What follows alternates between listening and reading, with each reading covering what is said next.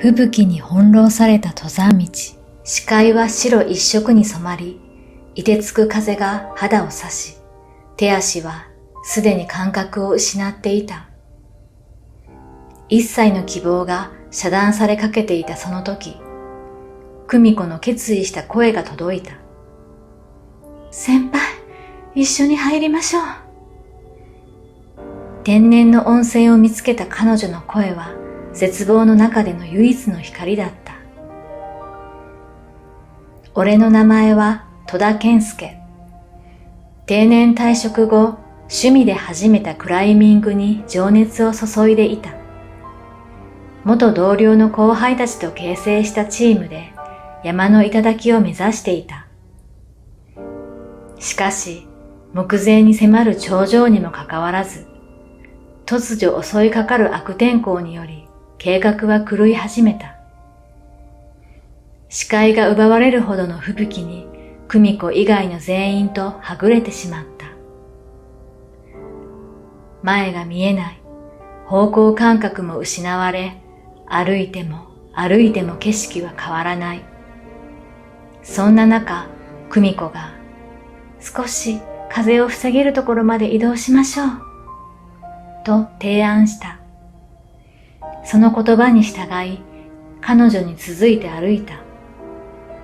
どれくらい時間が経ったのかわからないが、寒さで指先はもはや感覚を失いつつあった。定年後の運動不足もあり、ついていくのがやっとだった。絶望的な気持ちに押しつぶされそうになったその時、ふと遠くに煙らしきものが目に留まった。久美子、あれと声をかけ、彼女と共にその煙に向かって歩き始めた。なんとそこにあったのは天然の温泉だった。そのそばには小さな小屋がポツンと立っている。一応管理されているのだろう。秘湯と呼べるものだった。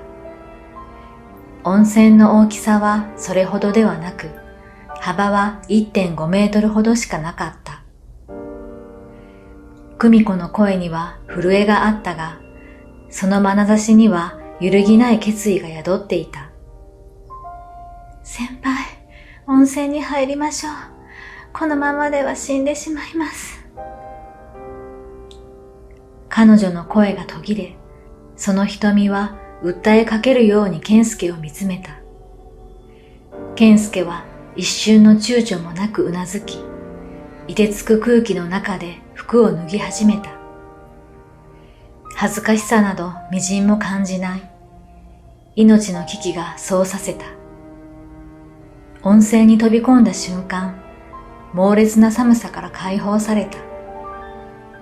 温かい湯が体を包み込む。普段であればぬるすぎるかもしれない温度だが、凍える体にはこれ以上のものはなかった。久美子と体を寄せ合い、震えが止まるのを待った。ようやく体が温まり、少し余裕が出てくると、久美子の姿がはっきりと目に映るようになった。彼女は以前からアマチュアの山岳部に所属していたこともあり、50歳を目前にしても体は引き締まっていた。彼女の体は適度な筋肉に覆われ、女性らしい曲線を保ちつつも、色白で美しさがあった。新入社員の時の教育係から30年一緒に働いていたが、初めて見た久美子の体は刺激的だった。その姿には自然と目が止まり、気がつけばじっと彼女を見つめていた。綺麗だ。と、俺は無意識のうちにつぶやいていた。その声に久美子は少し戸惑いながらも、あまり見ないでください。と胸を隠しながら静かに言った。すまん。と我に返り謝ったが、寄せ合った体が余計に意識をさせる。お互いが意識し始め、口数が少なくなっていった。今までの俺たちの関係では考えられなかった距離感だった。久美子は一瞬ためらいながらも、静かに言葉を紡いだ。先輩、まだ奥さんのことを引きずってるんですか？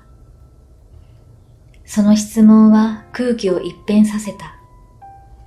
健介は少し目をそらし、深く息を吸い込んだ後で、ゆっくりと答えた。いや、もう過去のことだよ。その答えに久美子は安堵の表情を見せずにはいられなかった。彼女はほんの少し体を寄せ、二人の間の新たな一歩が静かに踏み出された。